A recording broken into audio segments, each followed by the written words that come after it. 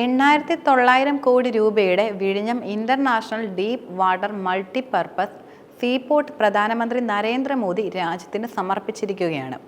രാജ്ഭവനിൽ നിന്നും പാങ്ങോട് സൈനിക കേന്ദ്രത്തിലെത്തിയ പ്രധാനമന്ത്രി ഹെലികോപ്റ്റർ മാർഗം വഴിയായിരുന്നു വിഴിഞ്ഞം തുറമുഖത്തെത്തിയത്.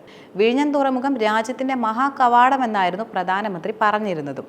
അനന്തപത്മനാഭന്റെ മണ്ണിലേക്ക് വന്നതിൽ ഒരുപാട് സന്തോഷമെന്ന് പറഞ്ഞുകൊണ്ട് മലയാളത്തിലായിരുന്നു പ്രധാനമന്ത്രി തന്റെ പ്രസംഗം ആരംഭിച്ചിരുന്നത്.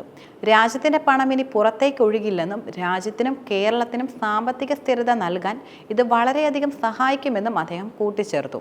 കേരളത്തിൽ ഇത്രയും വലിയ തുറമുഖം നിർമ്മിച്ച അദാനിയെയും അദ്ദേഹം പ്രശംസിക്കുകയും ചെയ്യുകയുണ്ടായി. ഗുജറാത്തിനേക്കാൾ വലിയ തുറമുഖമാണ് കേരളത്തിൽ അദാനി നിർമ്മിച്ചതെന്നും അദ്ദേഹം കൂട്ടിച്ചേർത്തു. വിഴിഞ്ഞം അന്താരാഷ്ട്ര ഡീപ്പ് വാട്ടർ മൾട്ടിപർപ്പസ് തുറമുഖത്തെ നവയുഗ വികസനത്തിന്റെ പ്രതീകമെന്നായിരുന്നു പ്രധാനമന്ത്രി മോദി കൂടുതലും വിശേഷിപ്പിച്ചിരുന്നത്. ഒരു വശത്ത് നിലനിൽക്കുന്നത് നിരവധി അവസരങ്ങളുള്ള ഒരു വലിയ കടലാണ്, മറുവശത്ത് നിലനിൽക്കുന്നത് പ്രകൃതിയുടെ സൗന്ദര്യം. ഇതിനിടയിൽ ഈ വിഴിഞ്ഞം അന്താരാഷ്ട്ര ഡീപ്പ് വാട്ടർ മൾട്ടിപർപ്പസ് തുറമുഖം നിലനിൽക്കുന്നുണ്ട്. അത് നവയുഗ വികസനത്തിന്റെ യഥാർത്ഥ പ്രതീകം കൂടിയാണ്.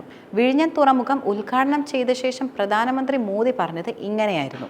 ഇന്ത്യ മുന്നണിയുടെ ഭാഗത്ത് മുഖ്യമന്ത്രിയെയും ശശി തരൂരിനെയും പരാമർശിച്ച പ്രധാനമന്ത്രി രാഹുൽ ഗാന്ധിക്ക് നേരെയും സംസാരിക്കുകയുണ്ടായി.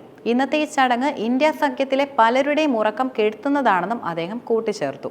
കൂടുതൽ സ്വകാര്യ പങ്കാളിത്തം പ്രതീക്ഷിക്കുന്നുവെന്ന് തുറമുഖ വകുപ്പ് മന്ത്രി VN വാസവന്റെ പ്രസംഗത്തെയും പ്രധാനമന്ത്രി പരാമർശിക്കുകയുണ്ടായി. ഒരു കമ്മ്യൂണിസ്റ്റ് മന്ത്രിയിൽ നിന്നും ഇത് കേട്ടതിൽ സന്തോഷമുണ്ടെന്ന് മോദി തുറന്നു പറഞ്ഞു. പൊന്നാനി, പുതിയപ്പ ഹാർബറുകൾ ആധുനികവൽക്കരിക്കാനുള്ള കോടിക്കണക്കിന് രൂപയുടെ പദ്ധതികൾ ആവിഷ്കരിച്ചിട്ടുണ്ടെന്ന കാര്യവും മോദി വെളിപ്പെടുത്തി.